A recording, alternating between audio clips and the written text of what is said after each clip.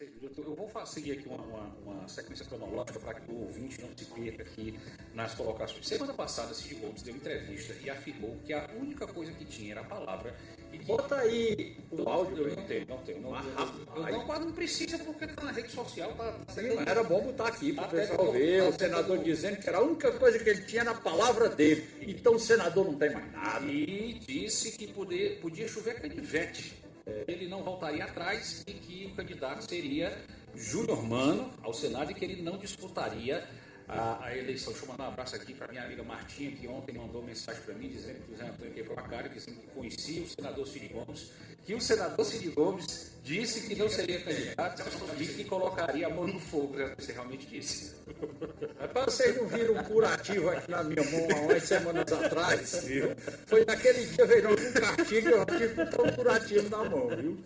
Mas é assim mesmo. Martinha lembrou de trás. Ela tem razão. Eu lembrei para você, Martinha. Martinha lembrou ontem, na hora que saiu o negócio da confusão, ela tinha mandado mensagem isto. Ontem, quando saiu a do Eunice, ela mandou de novo mensagem, né? Cobrou a posição, disse que queria ouvir do Zé Antônio hoje, que ele disse que o senador tinha dito, não sei quando, foi em maio de... Dia 4 de maio de 2022, lá na casa dele. Lá na Meruoca.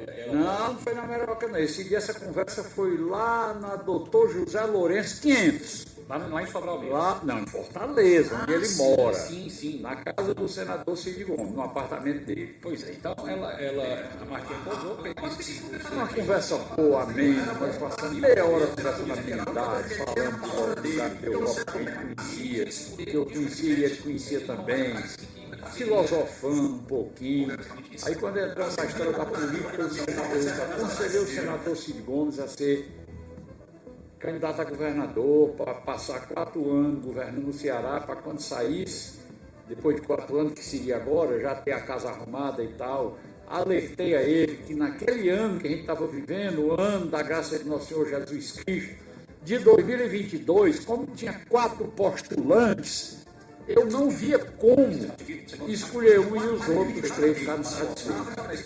Eu disse, senador, não vai acontecer isso. Qualquer um que for escolhido vai ficar gente magoada, vai dar confusão. Seja candidato mais uma vez, seja governador mais uma vez. Aí ele disse, eu digo, você não tem 4 anos como senador ainda? Troque isso, passe 4 anos como governador. Eu disse, rapaz, eu não vou mais ser candidato a nada. Certo? Meu problema não é esse tempo que eu tenho de senador para trocar por governador. Para eu ser governador, eu tenho que ser candidato. E é uma decisão que eu tomei. Eu jamais serei candidato a coisa nenhuma. Vou ficar bobinho com política, que eu gosto de fazer política, mas candidato eu não serei mais de forma nenhuma. Aí eu tinha tanta fé no senador Cid Gomes, mas é assim mesmo, tá certo? Eu era capaz de botar a mão no fogo, não era de entrar inteiro, de corpo e alma numa fogueira por ele. Mas é desse jeito, a vida é assim, tá certo? Eu confesso, um pouco envergonhado, que eu fiquei decepcionado. Eu estou plagiando aqui um trechinho da música do Raul Seixas. Decepcionado. Por que a música ele fala isso? Porque nas secas que separa o quintal, nos olhos cegos desse mundo que vê, descansa a sombra sonora de um disco voador. São 12 horas mais 19 minutos. Antônio, o Cid Gomes viajou para Brasília. Eu vou pedir o Marco, eu estou escutando aqui um retorno de áudio, Marco. Tem que fechar um dos canais aí, ou do Face ou do túnel, que está dando um retorno de eco aqui para mim, no estúdio aqui em Guaraciaba. Por favor, ou fecha o Face ou fecha o túnel, tá bom, Marcos? Um abraço. Se fechar o túnel... Aí fica pelo Face. Se fechar o Face, fica pelo túnel. E dá certo? Dá sim, claro, sem problema. Vamos lá, então. Quer dizer que agora a gente não depende mais só do túnel, não? A gente tem as 2 opções. Mas, rapaz, coisa boa. Quando usa as 2 é ruim. É porque se não estiver batendo bem direitinho, aí duplica o áudio. Ó, Zé Antônio, a semana começou e aí a gente estava na expectativa dessa definição, exatamente porque o Eunício declarou em um vídeo ainda do hospital que estava recuperado e que ia voltar à cena política pública para tentar a sua vaga ao Senado Federal. E aí chega a quarta-feira e a bomba. Cid Gomes bate foto ao lado de Lula, do Camilo Santana, do Albano de Freitas, do Elvando Leitão, e aí anunciam a pré-candidatura, e do Júlio Mano, né, não esquecendo, né? E anunciam a pré-candidatura do Cid Gomes à reeleição ao Senado Federal, com o Júlio Mano de primeiro suplente. Aí já se configura claramente 2, 3 coisas que chamam muita atenção. Primeiro, Cid Gomes deixou de ser aquela figura exponencial política do estado do Ceará e passou a ser um capacho do Camilo. Cid Gomes, que protagonizou aquela cena emblemática do "o Lula tá preso babaca". Quem acompanha a política se lembra perfeitamente disso durante o encontro em 2018, onde o PT estava disputando aí o segundo turno com Fernando Haddad contra o Bolsonaro, que acabou derrotado. Segundo fato que chama a atenção, a questão da possibilidade do estelionato eleitoral. Afinal de contas, todo mundo dos analistas políticos do estado do Ceará aposta que Cid Gomes vai se eleger e vai se licenciar ou até mesmo renunciar para que o Júnior Mano assuma a vaga no Senado Federal, caso Cid Gomes seja eleito.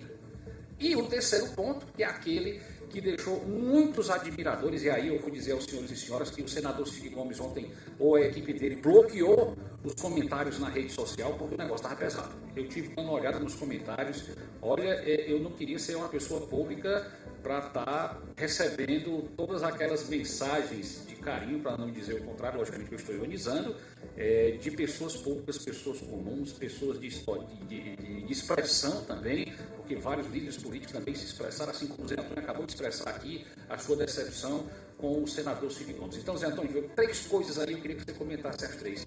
É Cid Gomes hoje um capacho do Lula e do Camilo? 2, Cid Gomes vai cometer o estelionato eleitoral para se eleger, não a ele, mas sim levar literalmente na carona o Júnior Mano para depois entregar o cargo de senador. 3, Cid Gomes, nessa situação, perdeu a palavra que era aquilo que mais era expoente dele. As 3 coisas agora estão no seu colo, Zé Antônio, fica à vontade. É assim, a propósito da especulação que se faz, eu cantei a pedra por antecipação para você, que tem uma história do ministério no meio. Era ele ser eleito para ser um ministério bem grandão, para se afastar e o Júnior Mano assumir ser o senador, de fato. Aí, o senador, devido a essa especulação aí que está rolando, que ele vai se eleger e renunciar para o Júnior Mano ficar, que seria o estelionato eleitoral, ele já está usando uma vacina. Ele está dizendo que não renunciará. A palavra renúncia não está no dicionário dele. Ora, não renuncia, mas não é obrigado a assumir, fica de licença direta. Deixa eu te contar só um instantinho, Zé Antônio, que um dos comentários que eu escutei foi ele dizer que a palavra renúncia não está no dicionário dele. Aí a turma colocou. E quem é que ainda acredita na palavra desse senhor? Pois é. Porque ele, há uma semana atrás, havia dito que nem chovesse canivete. Aí agora diz que a palavra renúncia não está no dicionário, mas ninguém acredita mais no que ele diz. Ainda bem que a negada ainda está chamando de senhor.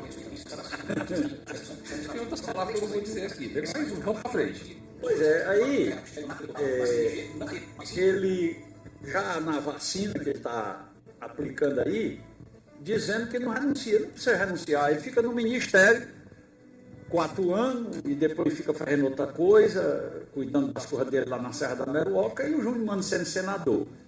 Agora, só que tem um detalhe, tem que combinar com o povo, né? Para ele ser senador, tem que combinar com o povo primeiro, para ser ministro lá do Lula, tem que combinar com o povo, porque tanto depende dele ser eleito senador, como depende também do presidente Lula ser reeleito, né? Tem essas 2 variáveis que tem que combinar com o povo.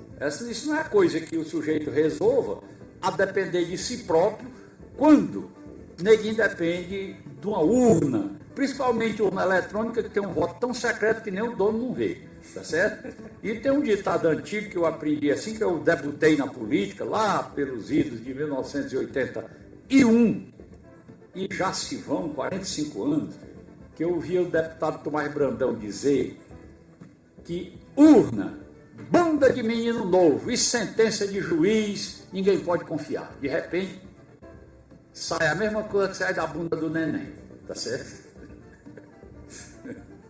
Aí qual é a segunda coisa que eu me esqueci? Essa história. A primeira coisa que eu lhe perguntei foi sobre a fala das pessoas das redes sociais de que Cid Gomes deixou de ser uma liderança exponencial e passou a ser um capacho do Lula. Isso aí eu digo há muito tempo, que o senador Cid Gomes, hoje, mas esse hoje eu me referia, quando ele entrou no PSB, que ele era um peão do Camilo Santana. Por quê? ele saiu do PDT porque estava mal acomodado lá com o André Figueiredo. Aí a Cátia Abreu ofereceu o partido a ele, o Podemos, né? Sim. Ele bem que podia estar no Podemos. No Podemos ele podia, tá certo? Já faz parte porque o Podemos já é uma conjugação do verbo poder. E ele terminou optando para ficar no PSB, na perspectiva do partido ficar com ele. Isso foi o que eu ouvi. Mas depois se acomodou, ficou lá com o pai do Camilo Santana, e rolou, virou, mexeu, e terminou ficando com o pai do Camilo Santana, tá certo? Então, hoje, o Cid, do ponto de vista formal, é um comandante, não é nem do Camilo, é do pai do Camilo, tá certo? Eu não sei se é porque ele se sente irmão, aí é filho, teoricamente, tá certo? Vamos dizer, de forma figurativa, é também filho do Eudoro, que é uma irmandade tão grande, que é maior do que a irmandade com o irmão que nasceu do mesmo pai e da mesma mãe dele. É complicado essa história aí. Aí o senador falou na honra dele, falou na palavra dele, disse que era a coisa que ele tinha. E eu vi um comentário de um jornalista, como é o nome dele, Clever. Luciano Clever, dizendo que ou o senador não é homem, tá certo? Ou não tem palavra. Ou não tem palavra, tá certo? E já vi outro dizendo que ele tinha ficado paupérrimo. O senador Cid Gomes não tem mais nada. A única coisa que ele tinha era palavra, e não tem mais, tá certo? Ele deixou de ter palavra. Ele não deixou de ser um homem, mas ele agora é um homem sem palavra. Eu não sei se um homem sem palavra vale grande coisa. Zé Antônio, as pessoas colocaram também em relação a isso aí... Perde a confiança, no mínimo perde a confiança. As pessoas colocaram também, durante um evento que aconteceu ontem à noite lá na Expocrat, estava o Cid Gomes, estava o Elmano, estava o presidente da Assembleia, estava o Camilo Santana, e ele foi questionado sobre isso. Ele disse que foi o Cid Gomes. Ele disse que foi uma junção de fatores. Ele falou, inclusive, que tinha sido um pedido do próprio Júnior Mano para que ele fosse. Ele me pede para eu ir. Que ele disse que foi uma junção Me pede que eu vou. Foi uma junção de fatores, e a turma disse que não terá sido uma junção de tratores, né? Fazendo alusão à questão da retroescavadeira. Mas ele disse que foi isso que aconteceu, e a turma colocando no comentário também. Isso é o que ele disse. Ninguém mais acredita neste senhor. E aí foi a hora que ele disse que jamais renunciaria, que a palavra renúncia não está no seu vocabulário, e a turma veio de novo. E quem é que acredita nesse senhor? Zé Antônio, isso de alguma forma pode, com essa massificação das redes sociais, com esse discurso que está sendo imposto, eu vi muita gente colocando a descredibilizar a partir de agora a fala do senador Cid Gomes, já que ele resolveu voltar atrás depois de dizer que a única coisa que tinha era a palavra, e voltar atrás da sua palavra. Isso, você acha que a massificação da rede social pode fazer de fato a descredibilização da fala do senador Cid Gomes? Eu acho que sim. Quem fez foi ele mesmo, tá certo? O que a rede social pode fazer, na realidade, é intensificar a consequência. Porque quem já fez a descredibilidade da própria palavra dele foi ele mesmo. Inclusive, eu achei interessante essa palavra usada pelo Eunício, eu nunca tinha ouvido, mas intuitivamente ela existe, eu percebi que ela existe, foi inconfiável, tá certo? Eu não conhecia essa expressão, nunca tinha visto ninguém dizer, tá certo? Sempre a gente diz, o fulano não merece confiança, a gente nunca vê dizer, eu nunca tinha ouvido, o fulano é inconfiável, tá certo? Zé Antônio, em relação a tudo isso que rolou, o Ciro Gomes, ontem recebendo o título de cidadão de Pacajus, ele concedeu uma entrevista e disse que não estava admirado, que disse que estava acompanhando toda a movimentação daquele rapaz, no caso do Cid Gomes, seu irmão, e que sabia que o que ele estava querendo o próprio Luciano Cleves, que você citou agora há pouco, que o Ciro ajudou a colocar de novo o Cid na cena, que o Cid estava apagado. Há quem diga também que o Cid se valorizou nesse episódio aí, botou todo mundo até chegar ao ponto da autoridade suprema do Brasil, que não é o Ayatollah Alexandre de Moraes, mas sim o presidente Lula, ter que entrar no jogo e se curvar ao Cid. Ou seja, será que o Lula se curvou ao Cid ou o Cid se curvou ao Lula? Então, como é que estava o Cid Gomes em relação a isso aí? O Ciro blefou nas palavras ou de fato ele estava sabendo o que estava acontecendo, estava vendo toda a jogada que o irmão estava fazendo? É difícil a gente saber, mas assim, o Ciro Gomes, a gente pode chamar, tá certo? Ele é um substantivo, é uma pessoa, é um substantivo próprio. Mas ele é também um adjetivo, porque, veja bem,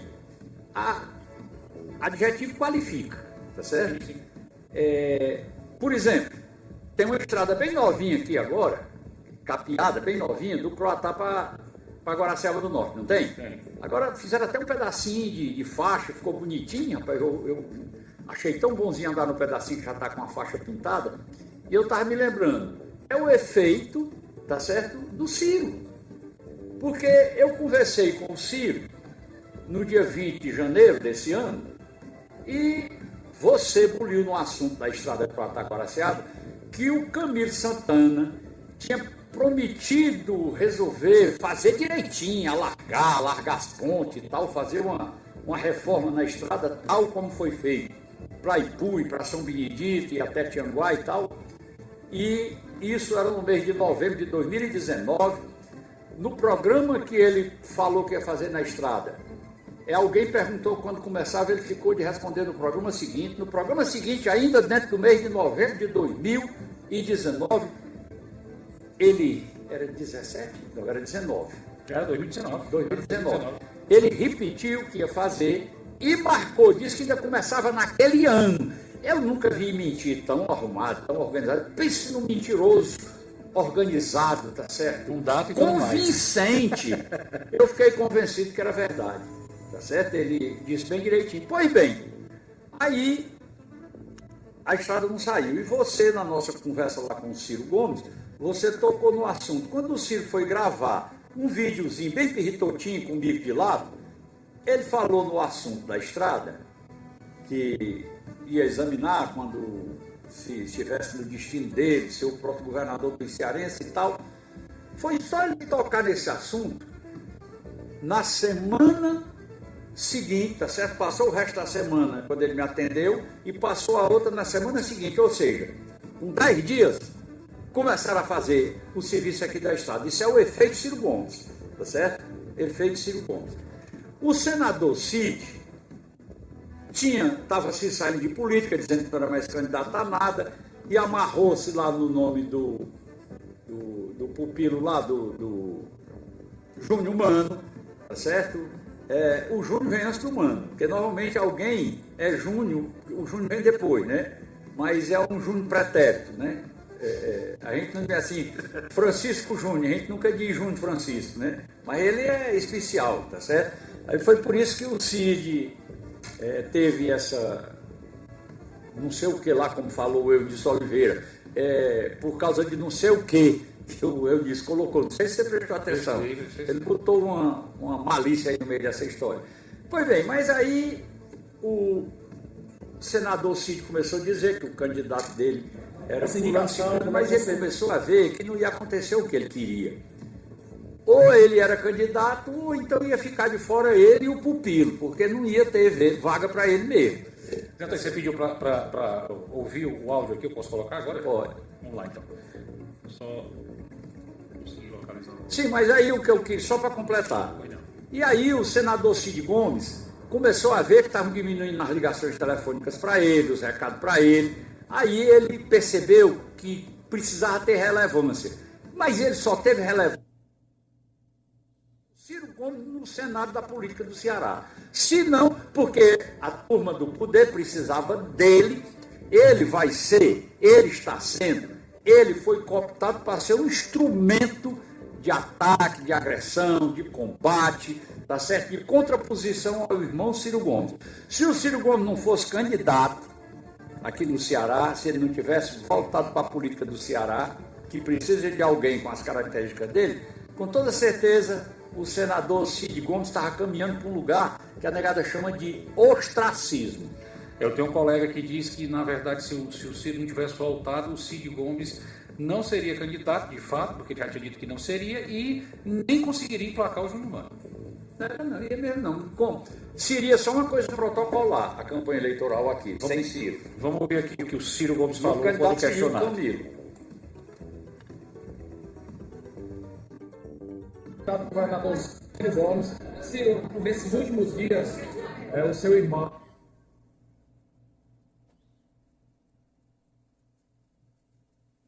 aqui com o pré-candidato governador Ciro Gomes. Ciro, nesses últimos dias, o seu irmão ele foi escolhido, né, foi anunciado como pré-candidato a Senado novamente. Né? Como é que você recebe essa indicação? Como é que você vê essa situação nesse âmbito familiar, no âmbito político? Tendo a ser mais informado do que a média da opinião publicada ou pública, né? Porque eu estou no centro das coisas. Para mim, não há a menor dúvida, dado que eu conheço bastante bem o cidadão, eu já sabia há muito tempo que toda a manobra dele era para isso. Então, não quero acrescentar nenhum comentário, não. Desejo apenas boa sorte. Pronto, então ele disse que sabia que toda a manobra do Cid era para isso, ser a fala do Ciro Gomes, e disse que não queria acrescentar nenhuma nova fala e só desejou boa sorte. É o natural, Zé Antônio, de um estadista, de um irmão que preza, inclusive, pela questão da família. Como é que fica aí o Ivo? O Ivo já disse que é Ciro Gomes. Como é que fica o Ivo? Não, como é que fica a Lia? Né? Porque o Ivo e o Lúcio estão do lado do Ciro. A Lia está numa situação meio que uma encruzilhada. A Lia está numa fria. Porque a Lia não está lendo. Eu estou querendo ver, porque ela disse que não aceitaria de jeito nenhum que no palanque alguém falasse mal do Ciro Gomes.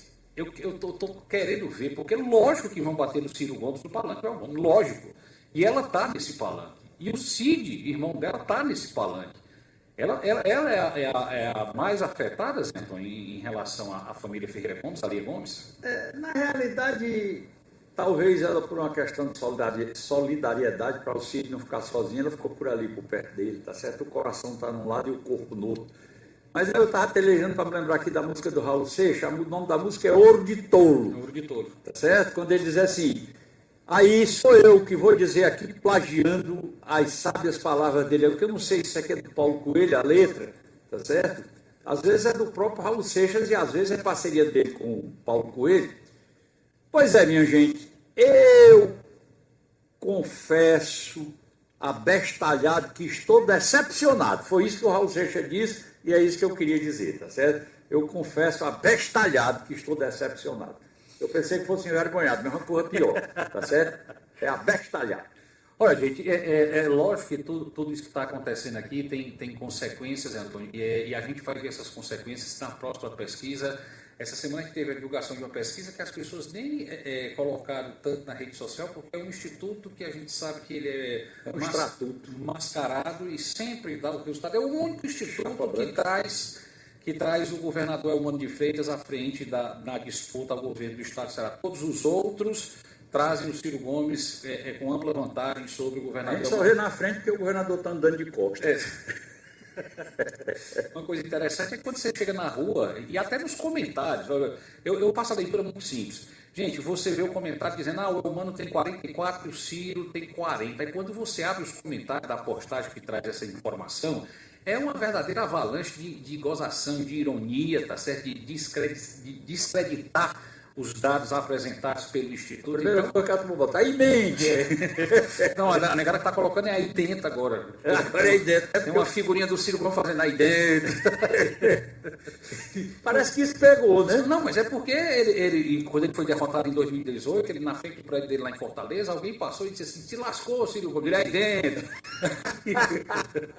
Pois é, uma coisa aparentemente, digamos assim, inconveniente, mas que pega legal na política, né? Não, mas vou contar para você agora que ele tem o Sana, que é um evento que acontece da turma que é apaixonada pelos doramas, né, pelas coisas do Japão, lá da Ásia, né? E aconteceu esse fim de semana no centro de convenções lá em Fortaleza. E o Ciro foi visitar, o Gael, o filho dele, gosta também, e ele foi visitar. E ele foi atração lá do Sana, porque a turma disse assim, encontrei os principais atores do Sana, estavam lá, né? E foram cumprimentar ele. E bater foto para as redes sociais. Os atores? Sim. Eles estavam lá, eles são japinhos? Não, são personagens daqui também, porque o Sana ele é da cultura japonesa, mas ele é mundial. Entendeu? É um evento muito grande, ele ocupa o centro de convenções quase todo. E aí a turma foi lá e encontrei o meme do aí dentro. E aí o Ciro Gomes fez várias fotos lá aí dentro, lá e tal. Até o Capitão Wagner também entrou na brincadeira, ou seja, e aí você observa, então, o Ciro Gomes é um cara de mais de 60 anos de idade, mais de 60 aí. Ele tem 68 fazendo 69, Ele faz Novembro, 69 anos no dia 6 de novembro. Pronto, dia 6 de novembro faz 69 anos. 69. E aí você... 69, viu? Aí mistura com aí dentro, você dá esculhambação, viu? Mas o que chamou a atenção, Zé Antônio, e despertou o interesse foi exatamente a juventude. Exatamente, porque o Ciro é um cara de 68, 69 anos de idade e estava apivetado, a criança lá pulando no colo dele lá, e jovem, e adolescente. Foi uma coisa que chamou a atenção. E um detalhe, ele andando sozinho com o filho dele, tá certo? Não tinha esse negócio de... Não tinha secto. Militante pago, para estar com bandeira, gritando, apitando. Não, ele estava fazendo uma visita e simplesmente virou a grande atração, o grande destaque do evento. Chama a atenção, Zé Antônio, uma pessoa de 69 anos cair na graça popular de criança, de adolescente, de jovem. E qual a importância disso? Como é que isso pode se traduzir em bons frutos para a caminhada do Ciro Gomes? Não é nem... um viralizou. Pois bem, mas eu já disse lá no começo, tem até uma pecinha minha por aí na internet rolando, Tem vários. um videozinho, que eu digo o seguinte, que o Ciro é a novidade da política do Ceará. Depois de ter sido eleito governador, quer dizer, a novidade que chega, um cara que foi eleito governador há 30 anos... 36 anos, aliás. Há 36 anos, que ele foi eleito em 90, nós estamos em 2026. O cara que já foi eleito governador há 36 anos já vai completar 69 anos e é a novidade. É a novidade. Então, quando você encara uma novidade, tá certo? Você está encarando uma coisa nova, uma coisa, de certa forma, nascente, uma coisa que está surgindo, que está se criando, que está saindo, digamos, praticamente do nada. É uma novidade. Novidade, a palavra é derivado de novo, tá certo? É uma coisa nova. A coisa nova da política do Ceará é um homem de 69 anos que já foi eleito governador há 36. Portanto, o normal é que quem é jovem se aproxime da novidade. E ele é a novidade. Essa semana teve também a reunião de decisão da União do... Agora eu me lembrei aqui de um paralelo. Qual é a novidade no Natal? É ver o Papai Noel. É um velhinho de barba branca. Que todo ano aparece.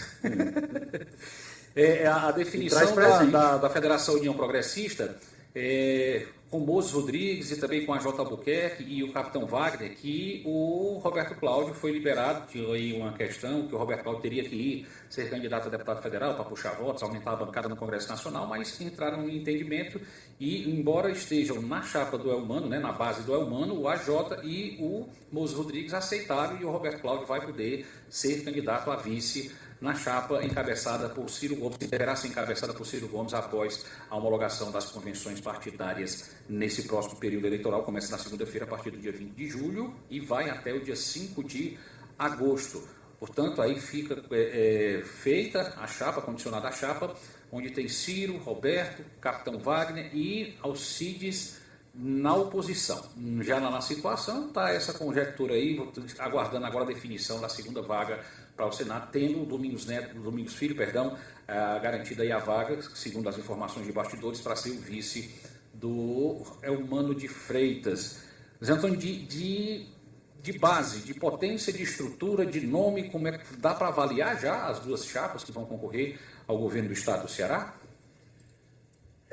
Já dá para a gente ter uma noção, tá certo? Tem a chapa que vai ganhar e a chapa que vai perder. Certamente. Tá certo? Não estou puxando brasa para sair de ninguém. Mas tem a chapa novidade, tá certo? E tem a chapa da mesmice, né? Nós acabamos de comentar aqui que o Ciro era a grande novidade do estado do Ceará. Na política do Ceará, a grande novidade é ele. Você falou aí da turma jovem, das crianças, inclusive, lá no Centro de Convenções, que se aproximaram e comemoraram a presença do Ciro Gomes. Mas é assim, de qualquer maneira, chapa de governo tem lá seu peso. Às vezes o peso no sentido de ser forte, e às vezes o peso no sentido de ser difícil levar. Tá certo? Me parece que essa aí, o peso, é no sentido da dificuldade de levar. Porque o governo não está governando.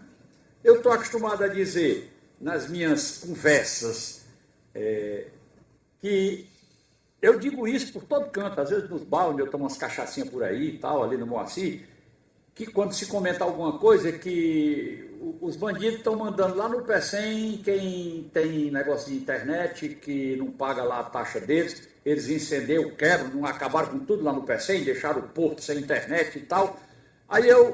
Depois aí o comentário um dia que os bandidos tinham botado uma bomba lá na coluna de um viaduto na BR-020. Aí eu fico pé da vida, tá certo? Com a situação dessa. E na minha exasperação, tá certo?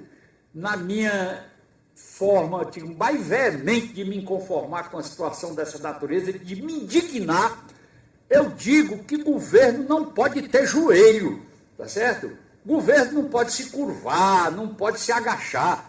Governo tem que ser governo. Tem que ter força suficiente para proteger as pessoas, mas também tem que ter força suficiente para fazer bandido ter medo dele. Num lugar que bandido não tem medo de polícia, tem uma coisa errada. Vai lá nos Estados Unidos ver se bandido enfrenta a polícia. Procura lá em qualquer país da Europa, eles fazem as tripulias dele, quando a polícia não está por perto. Quando a polícia chega, corre tudinho, se entrega e tal. Mas aqui bandido leva na troça, cara. Você tem, por exemplo, o Bebeto do Choró.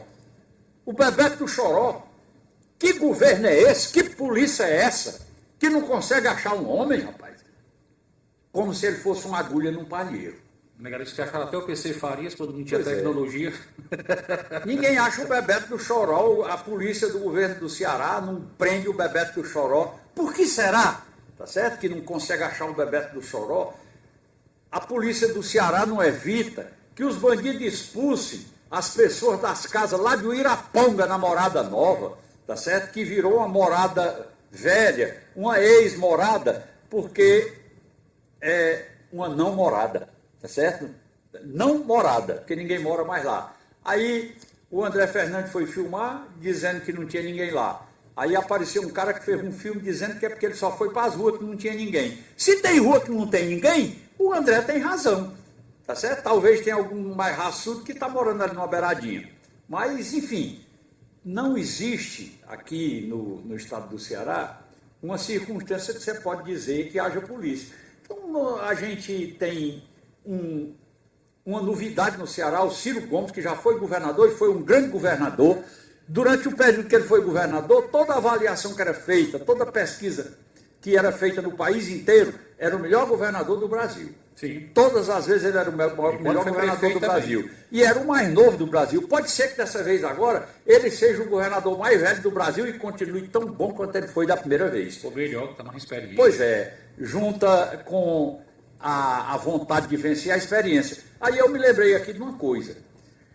Eu prestei atenção no jogo Argentina-Inglaterra. Aí eu vi os ingleses cantando o hino nacional deles, tá certo? Com a preguiça.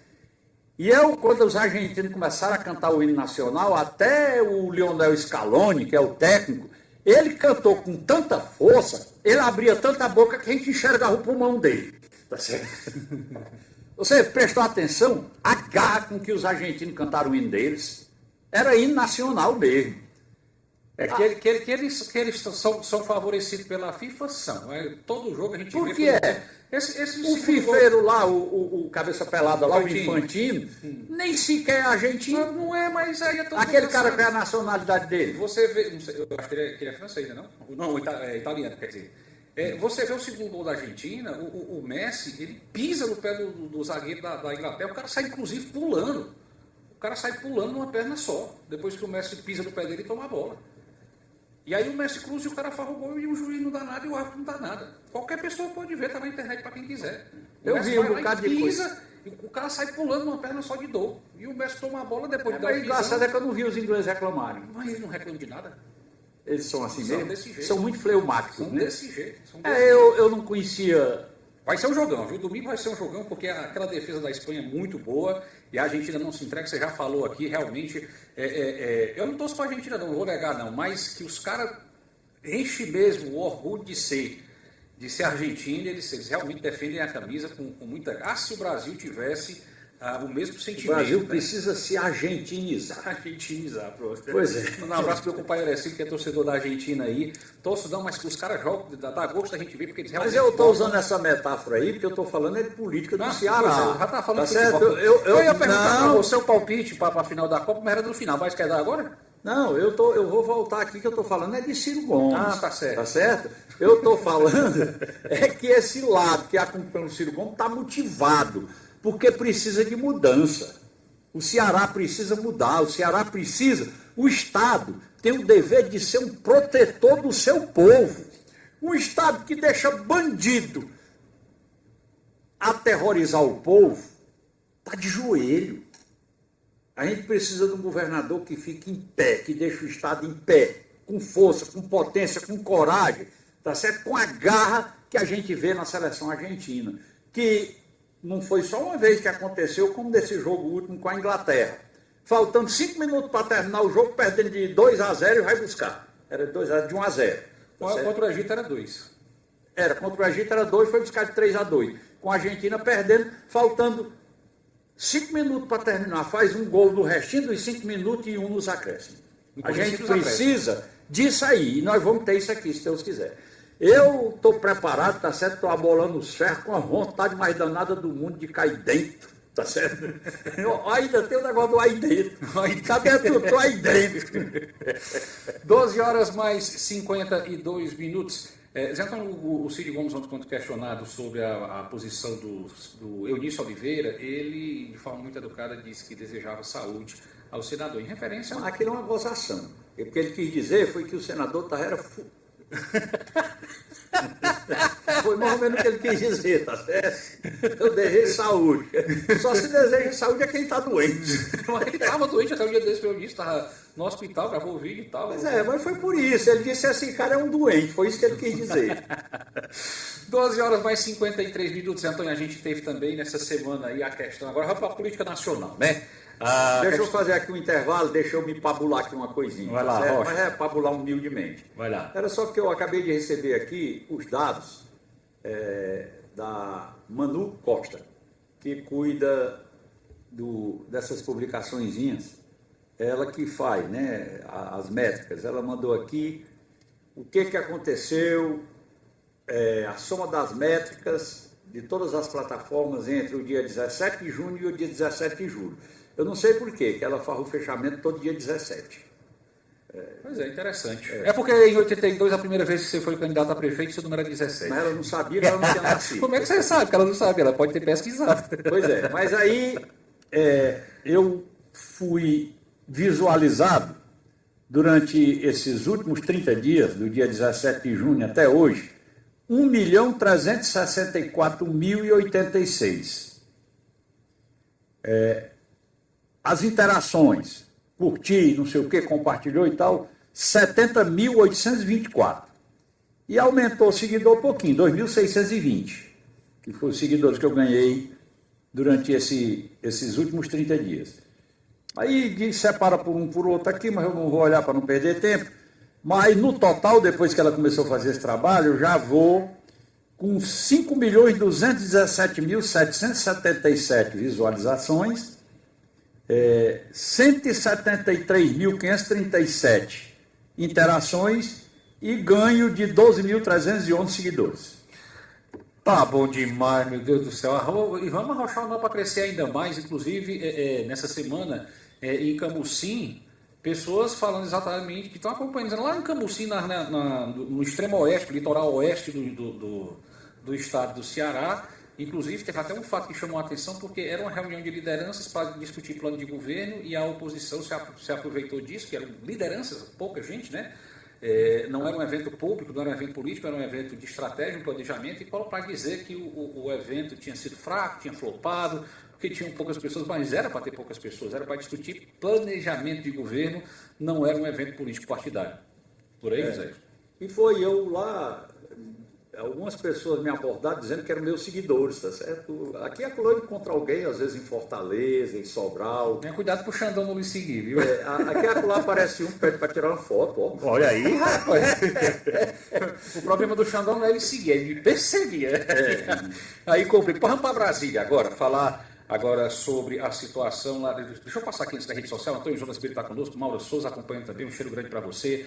O Jorge Bezerra Leite, Franciné Nobre também está assistindo a gente. A Cleonice Silva, minha amiga de carro, Francisca Nascimento, Tereza Liana, Dona Antônia Torres também, ligadinho conosco aqui na tribuna da Serra Grande FM. Mandar um abraço para o Helder Castro, Júnior Melo, Rosiane Costa, Ivan Feitosa, Estevão Mendes, a Ana Alice, ao Paulo Simões, o Marcos Souza, Leidiane Silva, o Cícero Lima, Dejaína também acompanhando a gente, mandar um abraço para o Marquinho, o Robertinho lá na Nova Fátima também ligadinho conosco, minha amiga Aislan também está com a gente, a Martinha lá do Alto da Boa Vista, município de Pulurdinha e Poeiras também, o Pedro e o César também acompanhando a gente, Hidrolândia, mandar um abraço para o Rodrigo também e para o seu Francisco, estão no mercado público, finalizando, Ciro, você ia adorar a sarrabui que fizemos hoje com dobradinha, olha aí, rapaz, pensa numa comida light.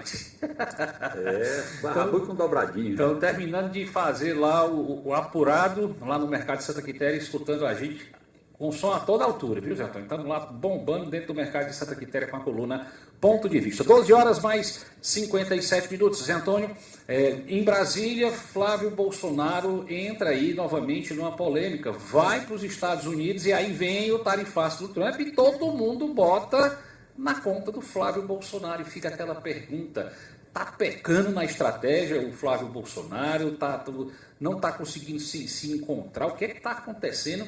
Ele acaba se queimando sempre por conta de erros de estratégia, segundo os analistas políticos. Enquanto isso, o Lula, que você disse agora que está jogando parado, literalmente está, né? Ele não está mais entrando em nenhum embate, está ganhando um pouquinho de corpo, está se vendo sempre à frente do Flávio Bolsonaro nas pesquisas, ganhando mais espaço, mais margem, que poderá configurar em uma vitória lá no dia 4 de outubro. É o Lula que está bem ou o Flávio que está mal, José? É assim, a gente percebe que o Donald Trump é um camarada disfuncional, ele é meio amalucado. Eu não sei como é que o povo americano, de onde é que vem a ideia do povo americano de colocar para governar o país pela segunda vez um estrupista daquele, tá certo? Porque ele é completamente disfuncional, é um camarada errático, ele é completamente fora dos padrões usuais para um governante de um país com as características dos Estados Unidos. Nós estamos falando da maior potência militar do planeta, a maior economia do planeta. Ele é completamente maluco.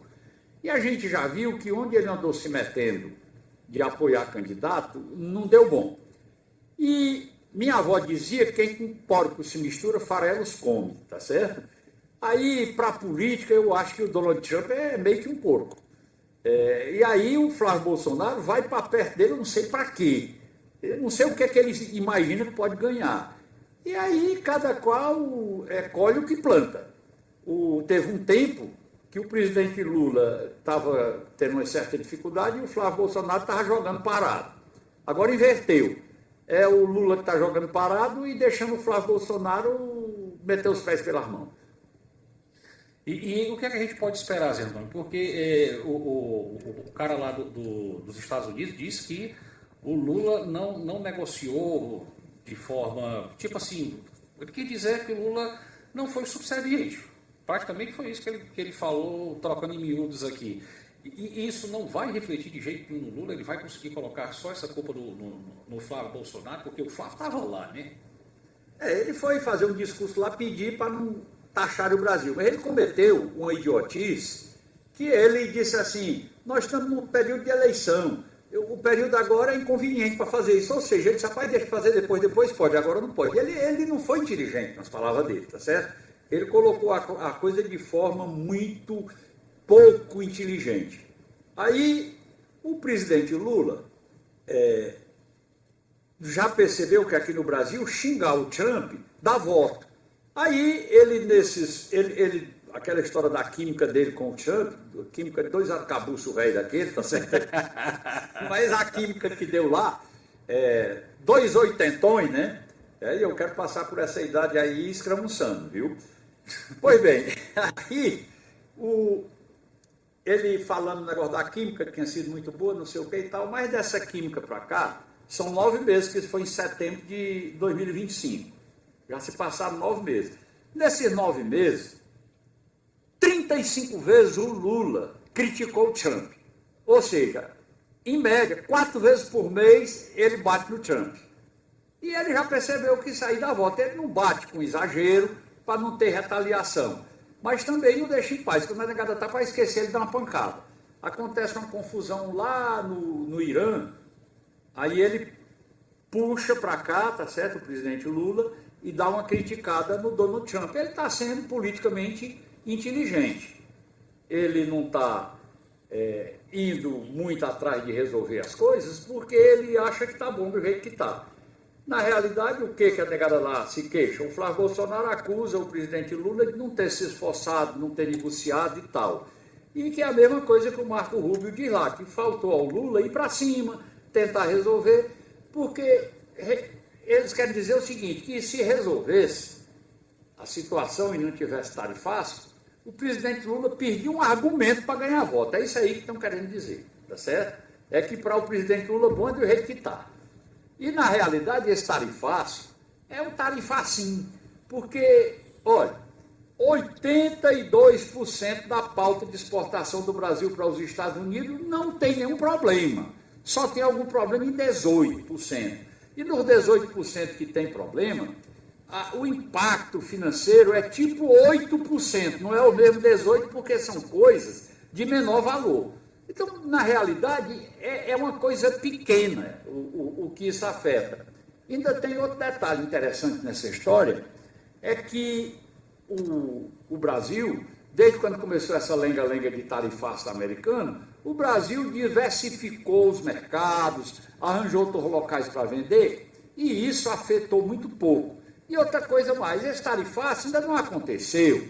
É uma recomendação que tem, que o presidente americano resolveu encampar, tá certo? Ele resolveu seguir a orientação lá do STR, é um nome mais ou menos assim, né? Que é o organismo lá que faz a análise dessa história da seção 301, que é para vigorar a partir do dia 22. Então, nós estamos já chorando antes do caixão sair, tá certo? Ainda não tem coisa definitiva, ainda está no projeto. Mas que, de fato, o que isso vai afetar a economia brasileira é muito pouca coisa. Mas eu, a propósito dessa história que nós estamos falando aqui, eu vou ver se eu encontro bem aqui uma lista. Eu tenho uma análise de pesquisa aqui, Zé Antônio, que eu trouxe para a gente finalizar com um ponto de vista, que eu sei que vai levar um certo tempo, mas que para muita gente entender o que está acontecendo na cabeça do povo do Brasil em relação à eleição desse ano. Quando você encontrar aí para a gente poder... Não, pode falar, que enquanto isso eu vou olhando aqui. Exijo. Eu estou tentando abrir aqui sem travar, porque...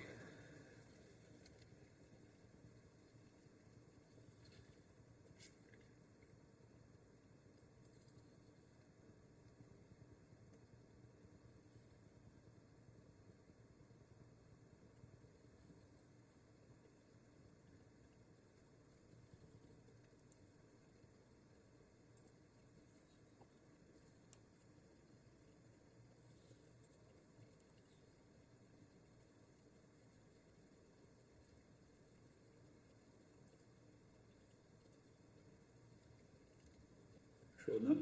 Espera aí, estou procurando aqui, que eu tinha colocado na pauta.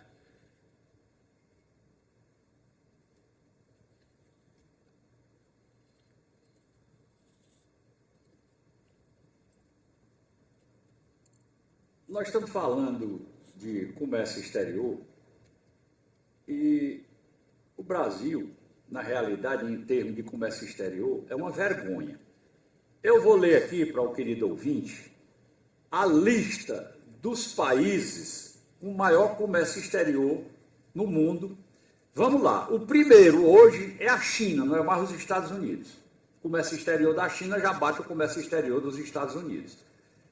O segundo maior comércio exterior, ou seja, quando você soma compra e venda, o movimento comercial do país, o movimento de comércio internacional. Terceiro é a Alemanha. O quarto, olhe, pasmem os senhores, é a Holanda. É um país bem pirritotim, tá certo? Que tem tipo 20 milhões de habitantes, é 1/10 da população do Brasil e é mais ou menos lá pelo tamanho de Alagoas. É um país pequenininho, é até menor do que Alagoas. O quinto é Hong Kong. Hong Kong é uma cidade. É uma cidade. Uma cidade que fica na China, que até há pouco tempo atrás era comandada pelos ingleses, era uma antiga colônia inglesa dentro do território, era um enclave da Inglaterra dentro do território chinês e hoje já está entregue à China. Hong Kong. O sexto é o Japão. O Japão tem um comércio bravo e Hong Kong ainda tem mais. Depois vem a Coreia do Sul. Esse monte de automóvel que a gente vê aqui, Hyundai, não sei o quê, vem muita coisa da Coreia.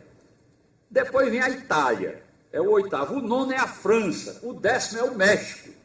O 11º é Singapura. Singapura também é uma cidade-estado. É só a cidade. O país é tão pequenininho que só cabe a cidade. Tá certo? É o 11º. O 12º é a Bélgica. É um país pequenininho também, tipo 40 mil quilômetros quadrados de território e uma população de 16, 15 milhões de habitantes. A Bélgica. A Bélgica é o 12º. O 13º é Taiwan. É uma ilhazinha menor do que Sergipe na costa da China. Taiwan, que é a antiga Formosa, né? Que é onde produz muito a história dos semicondutores, né? Depois, o 14º, em comércio exterior, Emirados Árabes. O 15º é o Reino Unido, a Inglaterra com a Escócia e a Irlanda do Norte, né? Depois vem o Canadá, depois a Índia, depois a Espanha, depois a Malásia, depois o Vietnã, que foi destruído lá pelos americanos, e não faz tanto tempo, lá pelo final dos anos 60, tem pouco mais de 50 anos que o país ficou arrasado com a guerra, e o Vietnã é o 20º. Nós ainda não chegamos no Brasil, não. Eu não pulei o Brasil, não, tá certo? Ninguém consegue pular o Brasil, porque ele é muito largão. Mas, olha, depois do Vietnã vem a Polônia, depois a Suíça, que é outro pirritoti, que fica lá no meio, entre a Itália, a Alemanha, a França, que é um país montanhoso, boa parte dele é coberto de montanha. E outra coisa, ele não tem saída para o mar. A Suíça não tem mar. Depois vem a Austrália é grandona. Aí é que chega no Brasil. O Brasil é o 24º e tem metodologia que o Brasil é o 25º. Eu peguei essa aqui para ser menos ruim para nós, tá certo? O Brasil, o 24º, faz vergonha. Quem é que vem depois do Brasil? A Tailândia, a Rússia, a Arábia Saudita, a Irlanda, a Indonésia, a Turquia. Faz vergonha o comércio exterior do Brasil. Então, na realidade, o Brasil é um anão no meio do comércio internacional. Por isso é que os Estados Unidos ligam muito pouco para nós, tá certo? E a influência, eu disse para vocês agora há pouco, o que fala em tarifas vai aumentar 25% de taxação de produto que o Brasil exporta para os Estados Unidos, mas isso só representa 8% do comércio exterior do Brasil, tá certo? Que é menor do que da cidade de Hong Kong, menor do que a cidade de Singapura, é menor do que um paísinho como a Suíça, menor do que a Holanda. A Holanda é o 4º país do mundo em comércio. Tem um porto lá, Roterdã, que o Brasil todinho, o Brasil todinho, juntando os portos, tudinho, não tem o movimento que tem o porto de Roterdã, na Holanda, tá certo? A gente é um anãozinho em termos de diplomacia, em termos de comércio internacional. A gente quase que não existe. Por isso é que os americanos pouco ligam para nós. Olha, são 13 horas mais 9 minutos, 13 mais... Essa análise do Zé Antônio aqui, eu estou puxando aqui porque eu vi a turma comentando nos grupos dessa pesquisa que saiu agora recentemente, da Genial, e que muita gente não sabe e não entende e não observa, principalmente não observa o que eu vou mostrar para vocês aqui agora. É que 51% acha que o Lula está mais legal nessa história de defender o Brasil, e só 30% é que acha que é o Flávio Bolsonaro que está falando a verdade. Não, né? Não é isso, não. É outra coisa aqui. Deixa eu passar aqui. Muito boa tarde, Ciro Zé Antônio, aqui é Sebastião Lima da Martins. Estou ouvindo seu programa, eu gosto muito da coluna Ponto de Vista, dos comentários do seu Zé Antônio, muito inteligente e ético. Um abraço, valeu, meu irmão. Obrigado, Sebastião. Mandar um abraço. Meu ouvinte, dia de domingo, da canção que deixou saudade. Mandar um abraço para Maria Esse Jorge. camarada pede uma música, tá certo, e manda a história dela todinha. Cara, coisa boa. Ajuda a pauta. Ajuda a pauta. Não é biblioteca, é uma enciclopédia ambulante. É outro nome, já me lembro aqui. A Graciane também acompanhando a gente, um cheiro para você. Dona Maria Jorge também acompanhando a gente. É uma discoteca, né, no caso aí. Deixa eu ver quem está mais com a gente aqui, antes da gente entrar aqui nessa última colocação aqui, mandar um abraço para a Maikele, também está conosco aqui acompanhando a gente. Está vendo a Maikele ouvindo notícia. Eduardo Rocha, Milton, Célia Pavão, a Toninha, a Soares. É nutricionista, pensando o quê? Minha filha, tem brinquedo não. Chaguinha também está conosco, meu amigo Renato Corrêa na Descoberta também. Hoje ela está de salto alto. Acompanhando a gente. Ela é baixinha. Mandar um abraço para a Larissa, também está conosco aqui, a minha amiga Formosa, Maria Formosa também está com a gente aqui, acompanhando a 88.7. Pessoa já tem Formosa no próprio nome, né? Pois é, Lindalva também está na Manaiara. Essa aí também já tem Linda no nome e Alva, tá certo? Lindalva. Lindalva, um nome muito bonito também. Então é o seguinte, o dado que segundo os colegas estavam colocando ontem, que ninguém analisa, e eu vou dizer para você que eu vejo sempre pesquisa, acompanho, toda hora que sai eu olho pesquisa. E eu nunca tinha visto esses dados aqui, porque eu tinha parado para analisar. Mas vou passar para você aqui. Segundo a Genial Quest, chama a atenção e deveria ser analisado. Ele disse que só quem olha isso aqui são os marqueteiros. Foi o que ele falou. Que eles falaram, aliás, no caso. Foram várias pessoas. Com certeza os marreteiros também. Pois bem.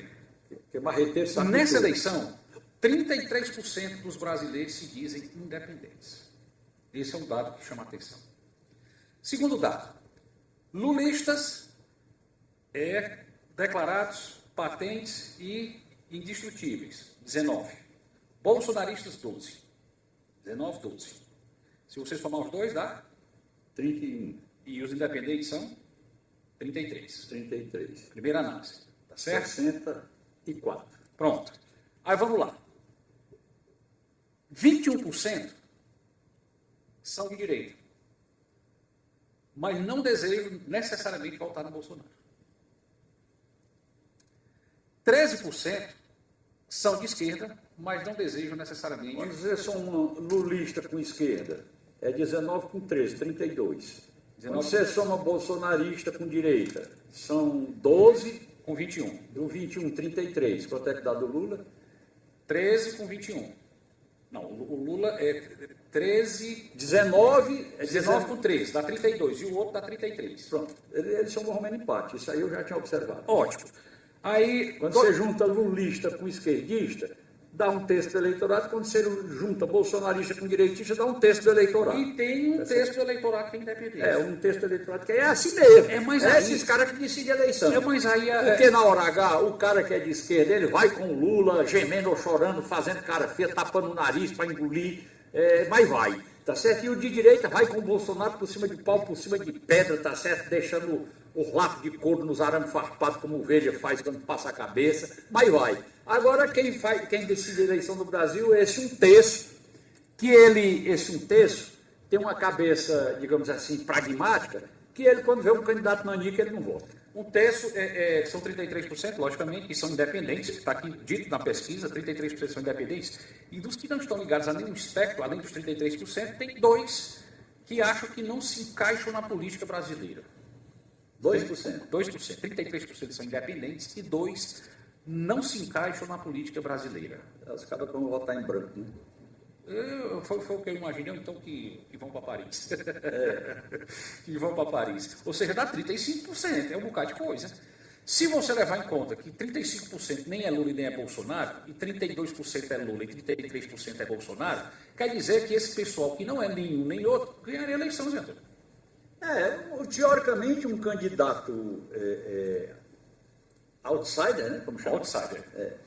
Poderia ganhar uma eleição. Ele seria maior. Um candidato que tivesse a simpatia dessa turma independente, que não é direita nem esquerda, nem Lula, nem Bolsonaro. O problema é que tem uma porrada de gente e esse voto se pulveriza e, no final das contas, quando você junta os candidatos de Ritotim, é um Caiado, pintado, aliás, o Caiado com o Zemado e com o Renan. O Renan Santos esteve em Fortaleza gravando um vídeo lá na favela. E não sei o que, quando você junta a mim um salho, não chega a 20. Porque a negada, essa turma aí é mais pragmática, não tem fé nesses carinhas. E eles, com o tempo, à medida que vai se aproximando da eleição, eles vão sendo esmagados, vão sendo comprimidos. Porque o cara vê que não tem veio, que não tem chance. A tendência é, quando você vai chegando perto da eleição, eles praticamente desaparecerem. Nenhum tem chance de crescer. Mais para trás, quando não existe a polarização, porque a polarização termina, o cara não é dela. Tem um terço do eleitorado, 35%, pouco mais de um terço, que não é da polarização. Mas ele termina indo por indução, porque ele vê chance de vitória, ele escolhe o menos ruim para ele votar. Porque nós vamos ter uma eleição de rejeição. Quem tiver a rejeição menor ganha a eleição. Atualmente a rejeição... Na semana passada você disse que o que mentir melhor é que ganha. Quem? Semana passada você falou que quem mentir melhor ganha. Porque na realidade, na cabeça do povo brasileiro, vai votar num grupo ladrão.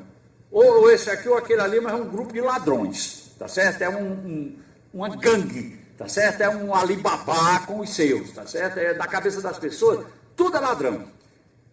Generalizou-se na cabeça do brasileiro, de uma maneira geral, que o político é desonesto. É o que tem na cabeça das pessoas. Ou porque mete a mão no dinheiro do povo, ou porque engana as pessoas, seja por que diacho for. Mas na cabeça das pessoas, o político não é flor que se cheire. E aí, você tem uma situação em que o camarada termina, como ele vai, de certa forma, ele não quer lá muito bem a nenhum e nem o outro, ele tenta tirar da disputa o que ele acha que é mais ruim. É por aí assim, o cara escolhe por como é que a gente chama? Por exclusão. Rapaz, eu não vou votar nessa peste aqui não, que é pior do que o outro aqui. É por aí assim. Olha, gente, só para finalizar... Isso é ruim, é muito ruim. Só para finalizar aqui, a Priscila, minha amiga Priscila Costa, lá de São Benedito, ela mandou a pergunta aqui para o José Antônio Rodrigues de Aragão. Ciro, no momento que estamos vivendo, estamos com Alexandre de Moraes na presidência interina do Supremo Tribunal Federal. Isso é um couvert do que virá a partir da próxima presidência, que será dele próprio. Dá para esperar alguma coisa desse período em que o Xandão estará à frente do STF? Priscila, cheiro grande para você, obrigado pela sua audiência. Eu espero e rezo. Eu estou dizendo rezo aqui, mas talvez não reze não, tá certo? Mas eu espero que antes de chegar o tempo dessa lástima ruim, porque se você for analisar o tanto de prejuízo que o país teve com essas maluquices que esse cara tem feito, isso é um maluco, tá certo? Esse julgamento do pessoal do 8 de janeiro, isso não é um julgamento, é uma farsa. Quem disse isso de forma muito clara e muito inteligente foi um camarada do PCO, Rui da Costa Pimenta, Partido da Causa Operária. Isso. A expressão é dele. Isso não é um julgamento, isso é uma farsa. E eu dou razão a ele, tá certo? Olha, o Alexandre de Moraes, na realidade, ele é pior do que um ayatolá, que os ayatolás, a gente sabe que eles têm alguma coisa de honestidade. O Alexandre de Moraes, olha quem é que até aqui que se descobriu quem foi que pegou mais dinheiro do Vorcado. Não foi a família dele? Sim. Mas tem mais coisa. Porque ele fala o seguinte, que o Alexandre de Moraes tem uma tática interessante. Tática de déspota, tá certo? Tática de ditador, de gente, digamos assim, que não tem nem coração.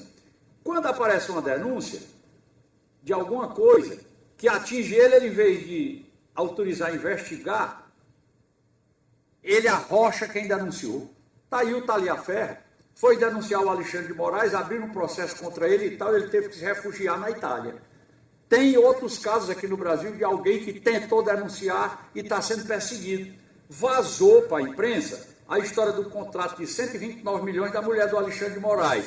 O que ele fez? Em vez de dar uma explicação para a nação brasileira, por que ele recebeu esse dinheiro e não tem nenhuma prestação de serviço feita pela mulher dele, como advogada. Ela disse lá um bocado de mentira, disse que tinha feito não sei quantas reuniões e tal, e a negada ainda assim foi fazer as contas, a banca de advogado mais cara do mundo, lá de Nova York, tá certo? Saía por um terço do valor, levando em conta o que ela disse que tinha feito, né? Colocando as horas de trabalho de advogado e tudo. Aí, o Alexandre de Moraes, em vez de dar uma explicação para a nação brasileira, porque isso aconteceu e tal, não. Ele mandou investigar quem foi que vazou e está perseguindo quem vazou. Gente da Receita Federal, gente da Polícia Federal, do COAF e tal. Ele está apertando quem disse que ele tinha feito, em vez de dar uma justificativa.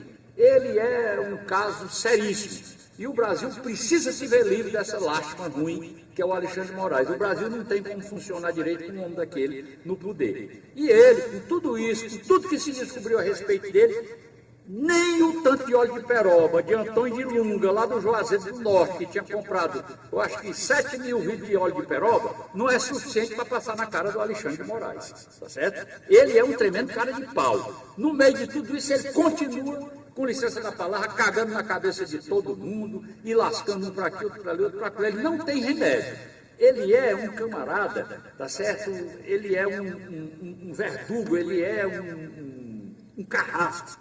Ele adora fazer o mal. E uma pessoa desse tipo não pode julgar, porque ele não julga, ele se vinga. São 13 horas mais 21 minutos. Se tem algo mais que você queira colocar na coluna Ponto de Vista? Só complementando o que eu já disse para reforçar.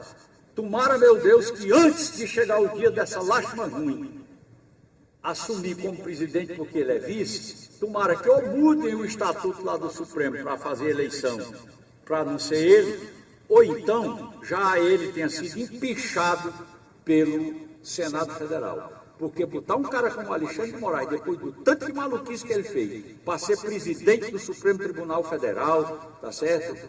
Eu acho que vale a pena a gente pensar seriamente em morar na Argentina. Ó, gente, são 13 horas mais 21 minutos. Eu vou agora para um breve intervalo comercial, fazer aqui os nossos, cumprir os nossos papéis com os nossos anunciantes daqui a pouquinho. Eu volto só para dizer tchau, mas ainda volto daqui a pouquinho aqui pela Serra Grande FM 88,7. Então não arreda o pé daí não, que já já a gente se despede de vocês. Tchau. O Zé Antônio já deu tchau já.